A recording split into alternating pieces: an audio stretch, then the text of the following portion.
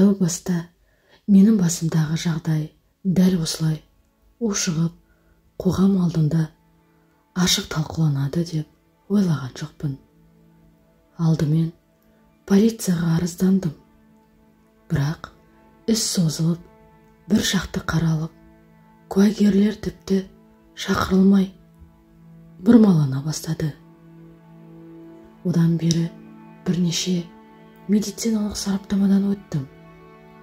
Қолдағы аяқтар бола тұра, аудандық полиция департаментінің тергеушілері 6 ай болды істі сотқа жолдамай отыр.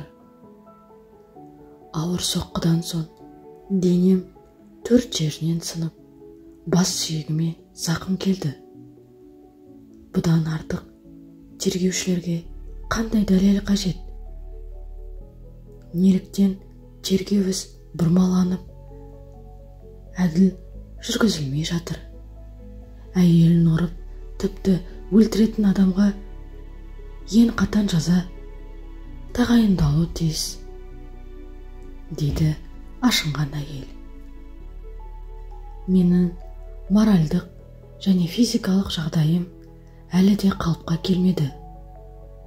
Тергеушілердің істі жылы жапқысы келіп жүргені одан сайын жаныма батады. Сонда лауазымды қызметте отыратын әке-шешесі барлар ойнайына келгенде істеп жүре бере ме? Заң қайда? Құқық қорғау қызметкерлерінің әділдігі қайда? Менің құқымды кім қорғайды? Мен сияқты мыңдаған қыз-келіншектің құқығын кім қорғайды? Деп ашынады. Әйелдің сөзінше күйеуі аяусыз соққыға жығуы үйленгеннен кейін 2-3 айдан кейін басталған көрінеді. Мен өзім үлкен әрі текті бақуатты әулеттің қызымын. Танысқан соң біз өзгелер сияқты қыз-жігіт болып қол ұстасып көп жүрген жоқпыз. Бастапқыда өзін жақсы етіп көрсетіп, әйел затына қол көтеретін жағымсыз жақтарын білдірген жоқ. Ол үйіндегілердің үйлен деп асықтырып жатқанын айтып, содан салт дәстүрімізге сай неке қиып Ақбосаға аттанғам. Отбасылық кикілжің, оның оғаш әрекеттерін, әдепсіздігін үйленгеннен кейін байқай бастадым. Ұрып соғуы да сол кезден басталды. Бірақ мен тәрбиелі, көрегенді отбасында шыққан қызбын. Біз жанұямызда ата-бабаларымыздың барған жерінде тастай батып судайсың деген сөздерін естіп өстік. Қағида еттік. Сондықтан таяқ жесем де ішімнен тынып, тыныш жүрдім. Жылап-жылап, шыдап жүрдім. Себепсіз ұратын басқа мәселеге бас қатырса немесе өзге достарына ашуланып тұрса да ақысын менен алатын. Оған ұрмашы деп айтуға қорқамын. Қарсы сөйлемек түгілі бетіне қараудың өзі мен үшін үрей еді.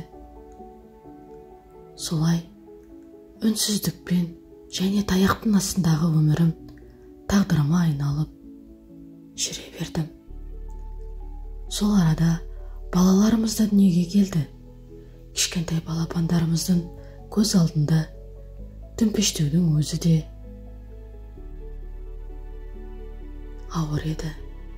Мені ғана емес, кішкентай балаларымызды да ұрып, ашулы кездері тіпті қабырғаға лақтырып жіберетін. Менің осыдан кейін мұндай қорлыққа төзу мүмкін еместігін түсіне бастадым. Ешқандай келіншек мен сияқты қорлыққа көніп төзіп жүрмесін. Ең сонда зардап шегетін әйел және оның денсаулығы ғана, дейді кейіпкеріміз. Ылғи соққыға жығылып, өлермен халге түскен сайын полицияға немесе төркінмен енеме айтып жүрдім. Ол енем болса, менің денсаулығымда да тексерткен жоқ. Керісінше шыдайсың, отбасы болған соң, еркек болған соң ұрады деп қоя салатын. Мен ит мысық сияқты жануар емеспін, адаммын ғой. Сонда да маған жанашырлық танытып, баласына басу айтпаған анаға әлі күнге таңғаламын. Қазір менен бөлек сол бүлдіршіндерімді де арнайы психолог мамандарға апарып, рухани емдеу қажет шығар. Қазір жылап отырсам, қасыма балаларым келіп қарап отырады. Оларға да жаным ашиды, жүрегім ауырады. Маған енемнің өзі күйеуінен таяқ жеу, оған көну, әйелге үйреншікті жағдай. Тек шыдау керек деп ұғындырып келеді. Өзі солай ойласа, бүкіл қоғамды қалай тәрбиелеп, қалай құқықтық кеңес беретінін түсінбеймін. Қайнатамның бөлек отбасы бар. Оны біздің жағдайымыз аса қатты алаңдатпайды. Біздің өміріміз, жанымыз жауыз әрі қатыгез ата-енемізге, күйеуімізге қажет болмаса да, өсіп келе жатқан балаларымызға қажет. Мен әділдік орнап, денсаулығымды, өмірімді құртқан адамның лайықты жазасын алуын сұраймын. Бұл іс ешкімнің лауазымына, атағына, танысына орай бұрмаланбаса екен деймін деп сөзін аяқтады. Күйеуіне ашынғанған әйел. Бұл әйел күйеуінен бірнеше жыл бойы таяқ жеп, ең соңында өлімше кетіп, аяусыз таяқ жеген әйел соттан әділ шешімді күтуде.